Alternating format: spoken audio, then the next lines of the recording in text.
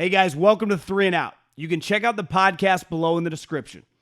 And here's what I need you to do. Make sure you subscribe to the Volumes YouTube channel to stay up to date to everything we're doing here on 3 and Out and the Volume.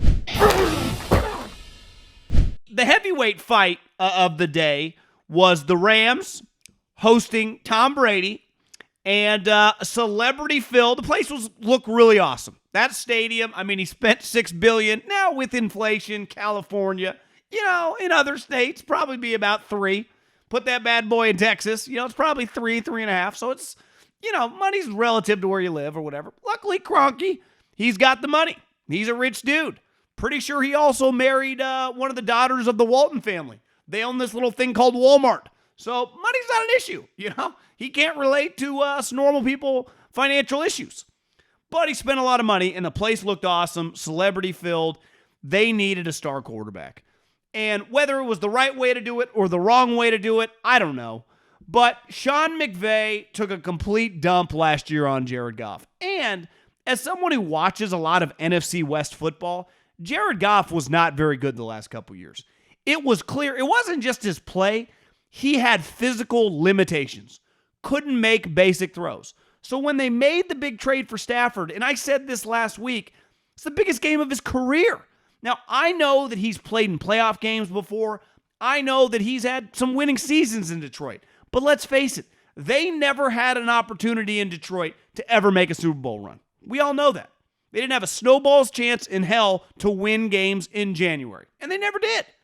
But he became this polarizing guy. Is he good? Is he not good? It's just a simple question that most of us sports fans, people that talk about football, just occasionally had. Mainly on Thanksgiving, when the one time a year we would see them play. Or when our team would play the Lions. Because other than that, and I think any Lions fan knows listening to this, for the most part, you're always irrelevant. Except for him. And my friends, and I knew a couple scouts in that division, they spoke really highly of him. And I think sometimes when you're in a bad situation, what do the people around you say? And in football, it doesn't have to be in your organization. When you're in a division with a guy, you study them really closely because you watch your division opponents very, very closely, and you see the teams they play, so obviously you see them a lot on cross tape. The other guy that always sang Stafford's praises was Aaron Rodgers, and he's not one to go out of his way. So he had legit defenders. And then this year, when he made his trade request, it was just time. Look at the teams that came after him. The Rams and the 49ers went full bore. But as I was told last week, the Niners and Kyle Shanahan were really pissed when that trade went down because they didn't get an opportunity to counteroffer. Now, was it an inside job? Maybe. The general manager for the Lions came from the Rams. But they gave up 2 first-round picks for a guy, that's going to be 33 years old and makes a lot of money. It was a bold move. Obviously, they got rid of Jared Goff, which they wanted to do, but given 2 first-round picks, eating all that dead cap, and getting, somewhat an older player, right? A guy that had been in the league 11 years was a bold move. And let's face it, it worked, and it is working. And I got a lot on social media, well, what's going to happen when he gets in the playoffs? Who, when we go to the playoffs, do you truly trust? Tom Brady? Mahomes? 2 guys. I've seen Russell Wilson not play well in the playoffs. Lamar's won 1 playoff game. Josh Allen 2 years ago was playing like rugby with his other players when he was getting sacked, pitching the ball behind him. So this notion like he hasn't proven anything, most guys have not. There are really a couple guys in this league that have proven things in the playoffs. Even Aaron Rodgers was a little hit or miss last year and has been before in his playoff career. Obviously, he's won a Super Bowl. Last time I checked, that was over a decade ago. I will take my chances with this guy. The other thing that's really clear is that the Rams have been really good the last 4 years. They've made the playoffs 3 of the 4 of those, right? And the year they missed it, they went 9-7. And that was the year before they added a playoff spot.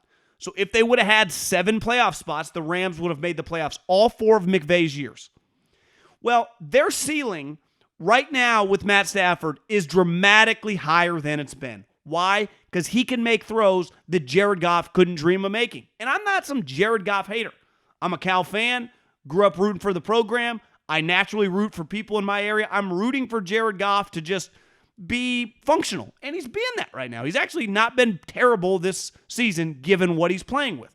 But Matt Stafford, if you had put those two guys in the same draft, whether it was 2016 or back in 2011, at the same age, there is not a general manager or head coach in the NFL that would have taken Jared Goff over Matt Stafford. And now Sean McVay, who I saw a stat today, is 40-0 when leading at halftime. Now, to me, Tom Brady and the Bucs, they have nothing to prove. Absolutely nothing. They're the defending champs. We'll see. The Rams, their division is way easier than the NFC West. So the Rams will just lose games. I still think the Bucs have the opportunity to get the number 1 seed. Antonio Brown, who's been playing really well this season, was on the COVID list, so he didn't even travel. I would not write off the Bucs. Their coaching staff's too good. They got Tom freaking Brady, and they just have too many good players. Now, their secondary can be a little hit or miss, but most secondaries in the NFL are a little hit or miss. You know, the Rams, who have a above average secondary, have one elite DB. You can throw to the other side. So, but you saw on full display today the reason they made the trade. 4 touchdowns, making passes that were just like, whoa. And again, Troy Aikman said during the game, he's like, yeah, this is probably the most important game Matt Stafford's ever played in. Like, it was clear. And you could tell Matt had some jitters, places packed as the game went on, settled in. Cooper Kupp is a star, and they kind of lit up Tampa Bay. Great teams lose games in the regular season. You could have a fantastic season in 2021 and lose 4 games. You'd still have 13 wins. I think sometimes we overreact when good teams lose. Right, when bad teams, I'm sure we'll talk about the Giants. John Mara, I mean, what a disaster. What an utter embarrassment that franchise is. Like, you can't overreact. When the Giants are losing, you can have legitimate takes. When certain teams lose, like Urban Meyer can't even get close to winning a game, you can have takes on that. Tampa Bay, like, I'm sorry, they've earned the benefit of the doubt. They've earned some wiggle room to be like, yeah, traveled, across the country day before the game. I heard Peter Schrager last week say they flew out late Saturday night. Like, okay, it happened. I'm not making an excuse. They got beat. And the Rams are really good. And the Rams' ceiling has been elevated a couple notches. They've been really good, like I said. They have been a consistent winning team under Sean. Now they are a legitimate Super Bowl contender. A team that, if they were to make it there, ain't scoring 3 points in the Super Bowl like they did there one time with Jared Goff. That would not happen. Now, I'm not saying there's some lock to win it all, but my takeaway today watching them was like, yeah, they're a powerhouse team right now. And they are going to be hell to deal with if they can keep their core guys healthy, which is obviously Stafford, Whitworth, their left tackle. They're very dependent on him because their offensive line. Donald, Cooper Kupp, Jalen Ramsey. I wouldn't want to mess with them come big games. And I believe that Matt Stafford, just like all those other quarterbacks I mentioned, and probably even on a higher end, like I would trust probably Matt Stafford equally as much, if not more, than Josh Allen. He's just seen more football, more than Lamar. And I love those guys. So I feel Sean McVay feels pretty vindicated, and you could see how excited he was on the sideline with days like today. Thanks for watching 3 and Out. You can check out the podcast below in the description, and make sure you subscribe right now to the Volumes YouTube channel.